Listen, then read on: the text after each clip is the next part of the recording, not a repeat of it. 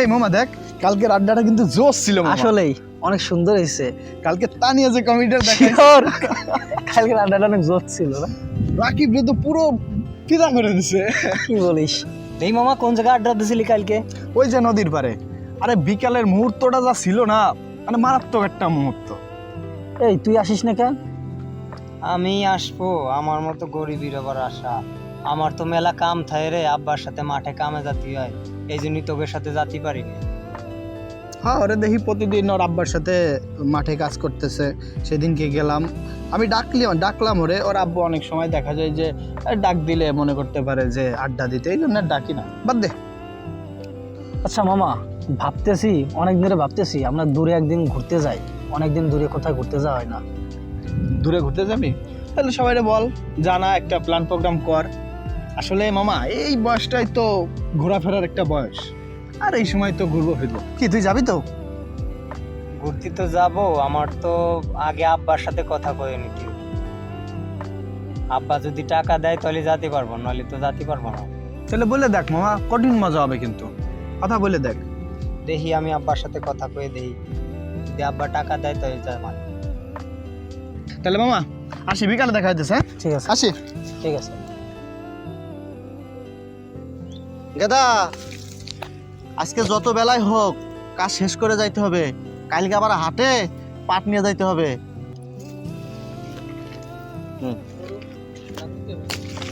আবার গরুর বিকালবেলা গরুরে গোসল করাইতে হবে। আব্বা, আমার তো বন্ধুরা মিলে সবাই ঘুরতে যাচ্ছে, তা তুমি যদি কিছু টাকা পয়সা দিতে আমি ওদের সাথে একটু ঘুরতে যেতে পারতাম। ভাজান রে, আমাদের মতো গরিব মানুষ ওই ঘোরাফেরা সাজে? ঘোরাফেরা হলো বড় লোকদের জন্য, আমাদের মতো গরিব মানুষ ঘোরাফেরা সাজে? বাপরে, কাজে মন দে।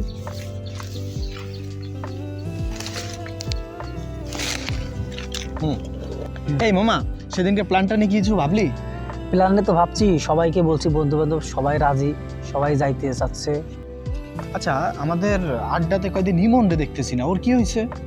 হয়তো ওর বাপের সাথে কাজ করতেছে, এই জন্য আসতেছে না। ওর বাপ আসতে দিচ্ছে না। চল তো মামা একদিন যাই দেখি যে কি করে ও। চল দেখি। ওই যে ইমন না? হ্যাঁ, ওই ইমনই তো, দুই বাপ বেটা কাজ করতেছে। চল চল। বাজান, তাড়াতাড়ি কাজ শেষ করে গরুর আগে গোসল করায় হাটে যাইতে হবে। আব্বা, আমার তো সামনে পরীক্ষা, আমার তো পড়তে বসতে হবে। আচ্ছা, ওটা দেখা যাবে না।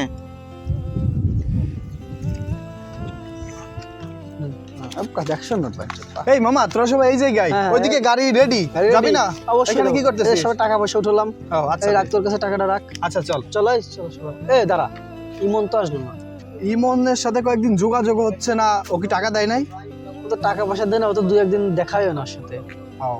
আচ্ছা চল, ফোনে কথা বলে নিবানি। চলো।